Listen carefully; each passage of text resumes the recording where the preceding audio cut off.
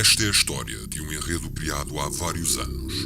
Uma teia de interesses estabelecida por uma figura que se tornou numa peça importante e igualmente polémica do panorama futebolístico português e atualmente com ramificações no resto do mundo. Não seria possível começar este documentário sem analisar o percurso de vida daquele que dá a cara pelo polvo e os seus diversos tentáculos, que vão desde o desporto rei, à banca e o sistema financeiro, até à indústria nebulosa da construção civil, passando pela frágil democracia portuguesa, ferida de morte no plano judicial e político.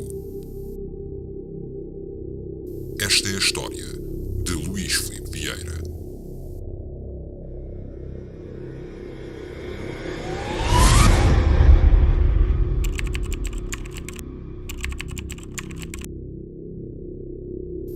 Luís Filipe Vieira nasceu a 22 de junho de 1949 em Lisboa.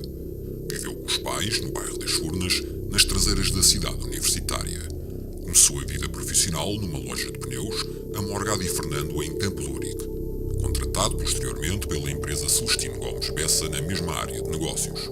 Mais tarde, abriu a sua primeira empresa, a Autopneus da Póvoa, em sociedade com Eduardo Carvalho. O império dos pneus cresceu tanto e tão rápido que Luís Filipe Vieira recebeu a alcunha de Gaddafi dos pneus, uma vez que a sociedade do atual presidente do Benfica roubava o negócio aos concorrentes e estes consideravam as suas práticas terroristas. Aos 34 anos, Luís Filipe Vieira cometeu o primeiro crime conhecido pela polícia.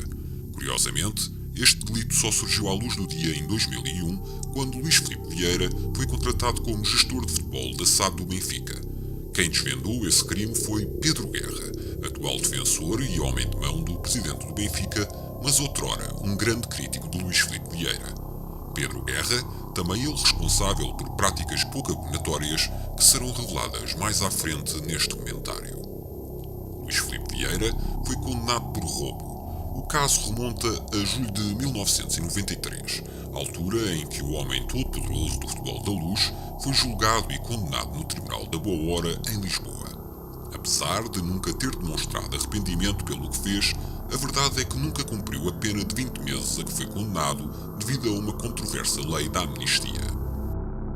Vamos à história. Os factos remontam a princípio de março de 1984, ano em que José Luís Gama, um industrial de Arganil de 62 anos de idade, se queixou a Luís Filipe Vieira, na altura com a profissão de comerciante, do comportamento de Adriano Varela. Trata-se de um caso de contas que não foram honradas, relacionadas com uma cessão de cotas na TIM Transportes Internacionais de Mercadorias Limitada, empresa sediada em Lisboa. Do património desta sociedade fazia parte um caminhão e o respectivo semi-reboque, tudo no valor de 4.400 contos, sensivelmente 20.000 euros ao câmbio de hoje. Luís Filipe Vieira elaborou um plano que consistiu em roubar os referidos veículos a Adriano Varela e à empresa TIM. Vieira contratou os serviços de António Suzado, um indivíduo que utilizava vários meios para intimidar pessoas, e este não perdeu tempo a apresentar-se com um grupo composto por 3 amigos: António Morato, motorista, Albino Rosendo e Francisco Abui. No dia 28 de março de 1984, por volta das 2 horas da madrugada e depois de terem tentado localizar o caminhão e o semi-reboque em Setúbal, no Parque da Alfândega, perceberam que os veículos estavam a ser guardados pelo motorista António Caseleiro. O quarteto bateu na cabina do caminhão e o motorista, que pernoitava no seu interior, abriu o vidro lateral. Foi então que António Morato teve a ideia de identificar-se, tal como os seus acompanhantes, como sendo da Interpol, e disse a Caseleiro que vinham apreender os veículos. Não satisfeito com este anúncio, Suzano e os seus acompanhantes mostraram os coldres, que não tinham qualquer arma, ameaçando-o de prisão se não conduzisse os veículos para o local que lhe seria indicado. António Caseleiro acabou por ceder, conduzindo o caminhão para as instalações da Cater Pneus, firma de Moscavide, da qual Vieira era um dos sócios. Após ter estacionado, o quarteto deu ao motorista dinheiro para pagar o táxi e regressar a casa. Mais tarde, José Gama ordenou a António Morato que os veículos fossem escondidos em Matosinhos, acabando o caminhão por ser interceptado em Pombal numa operação stop. Luís Filipe Vieira recorda a história com alguma revolta. O queixoso que nos devia dinheiro nunca foi julgado. É a justiça que temos. Como referido anteriormente, Luís Filipe Vieira não cumpriu pena, pelo que apetece parafrasear o mesmo. é a justiça que temos. Segundo o jornal Record, numa notícia de 2001, Luís Filipe Vieira foi assistir à final da Taça das Taças de 1984 em Basileia, onde o Futebol Clube do Porto perdeu por 2-1 com a Juventus. Conheceu na viagem Jorge Nuno Pinto de Sousa, irmão de Pinto Sousa, mais tarde presidente do Conselho de Arbitragem da Federação Portuguesa de Futebol, que lhe fez a proposta para ser sócio do Futebol Clube do Porto. Só mais tarde conheceu Pinto da Costa, de quem se tornou amigo. Em 1986, Luís Filipe Vieira, em conjunto com Eduardo Rodrigues e Joaquim Marto, criaram a empresa Obriverca. Esta empresa foi a porta de entrada de Luís Filipe Vieira no futebol português, pois em 1990 o presidente do Alverca, Manuel Ribeiro, percebeu que o clube só podia crescer com o apoio das forças vivas da região. Naquela altura, a Obriverca de Luís Filipe Vieira e Eduardo Rodrigues já era uma empresa de destaque no ramo imobiliário e por essa razão convidou os dois sócios para entrarem nos órgãos sociais do clube.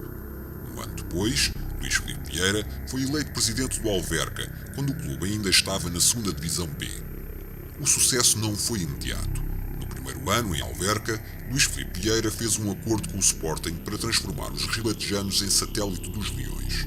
Enquanto a equipa de futebol tentava chegar à 2ª Divisão de Honra sem grandes despesas, porque os atletas e equipa técnica estavam a cargo do clube de Alvalade, Luís Filipe Vieira empenhava-se nas obras de construção e melhoria das infraestruturas do clube. No final da época 94-95, o Alverca sobe de escalão e Pedro Santana Lopes, então presidente do Sporting, coloca um ponto final no acordo com os ribatejanos. Nesse mesmo dia, Luís Filipe Vieira chega a acordo com o Benfica. Os Leões regressam a Alvalade, as Águias voam para Alverca. Seguiram-se mais 3 épocas na 2ª Divisão de Honra, atual 2ª Liga, e a subida ao escalão principal surgiu em 1998. Neste ano, Luís Filipe Vieira suspendeu o mandato e foi substituído no cargo pelo então presidente adjunto Manuel Ribeiro. O líder do executivo tomou essa decisão na sequência da transferência de Deco para os Salgueiros em trânsito para o Futebol Clube do Porto. José António Linhares, presidente do Clube de Paranhos, levantou dúvidas sobre a transparência das contas do Alverca e Luís Filipe Vieira solicitou uma auditoria, assim como a sua autossuspensão. Pouco tempo depois retomou as suas funções sem nunca se ter conhecido o resultado dessas diligências. Ao comando de Luís Filipe Vieira, o Alverca estreou-se na Primeira Liga em 98-99, onde ocupou o 15º lugar. Luís Filipe Vieira admitiu mesmo, durante a conferência de imprensa para a apresentação de Mantorras, que sem a ajuda dos encarnados, o Alverca nunca teria atingido a Primeira Liga. Com este tipo de comentários, percebe-se também como é que as relações funcionam entre o Benfica atual e os clubes mais pequenos do panorama português, ajudados monetariamente através de transferências duvidosas e, quiçá, ajudando o Benfica noutros pontos estratégicos. O Alverca, como veremos mais à frente, foi o tubo de ensaio de um plano monopolista e de controle total do futebol português.